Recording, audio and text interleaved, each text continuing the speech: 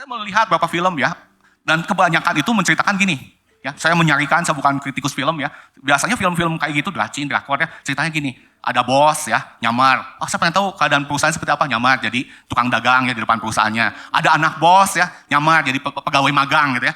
Nyamar, orang nggak tahu dia tuh yang anak yang punya gitu. Dia nyamar jadi pegawai, dia nyamar jadi karyawan. Dia dibully ya, dia dilecehkan, dia disiksa. Ketika dia menemukan kejahatan dilakukan oleh anak buah ayahnya, dia ngaku, oh saya tuh anaknya si bos, saya tuh anaknya yang punya perusahaan. Dan apa hasilnya? Nggak ada yang percaya ya. Yang percaya ketika mereka mendengar, saya anaknya yang punya perusahaan ini. Jawab mereka apa? Pret.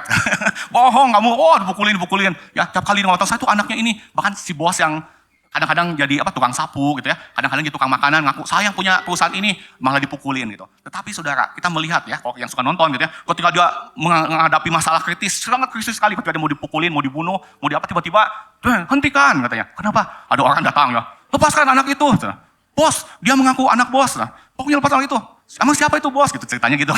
Dia anakku, jeng gitu ya. Nah seperti itu kan. Bahkan kalau yang anaknya bos udah dipukulin, mau dipotong lah, mau dipukulin, pokoknya udah mau mati, tiba-tiba anak buah bapaknya datang menolong. Ya. Tetapi kalau kita melihat di Filipi 2:7-8 ini, sudah bedanya. Tuhan Yesus ketika dia mengosongkan dirinya, dia ngomong ke orang Farisi, Bapakku di surga yang nyuruh aku mengenal Bapakku, aku melihat Bapakku.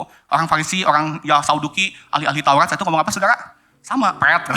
Kamu siapa kamu mesti melihat? Bahkan ketika Tuhan Yesus bilang, aku ada sebelum Abraham ada. Wah makin gak percaya, dipukulin, disiksa saudara. Apakah ketika Tuhan Yesus di kayu salib, ketika mau dibunuh, tiba-tiba ada yang datang atau di surga, utusan surga, suntikan, itu anakku, atau itu bos, enggak kan ya, sampai mati tergantung.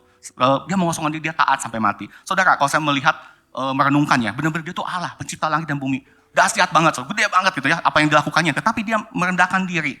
Dulu waktu sekolah minggu saya dengar gini, Tuhan itu gini ya nolong manusia. Manusia itu kayak semut. Sekarang sekolah minggu kecil, ya kayak semut kecil gitu. Tuhan tuh besar sekali. Kalau semutnya tekilnya kakinya, gimana cara nolongnya? Masa langsung dipijit mati semutnya. Jadi Tuhan itu harus jadi semut kecil. Seperti itu. Ya, pemikiran-pemikiran sederhana. Manusia dan penuh kelemahannya kadang Tuhan tuh kita mau nolong ini nggak bisa. Dulu saudara, Nabi Nuh ya, ingat cerita Nabi Nuh, satu dunia dibinasakan kenapa? Karena tidak mau bertobat. Sodom dan Gomora bicara skop lebih kecil, dihancurkan Tuhan, kenapa? Tidak mau bertobat.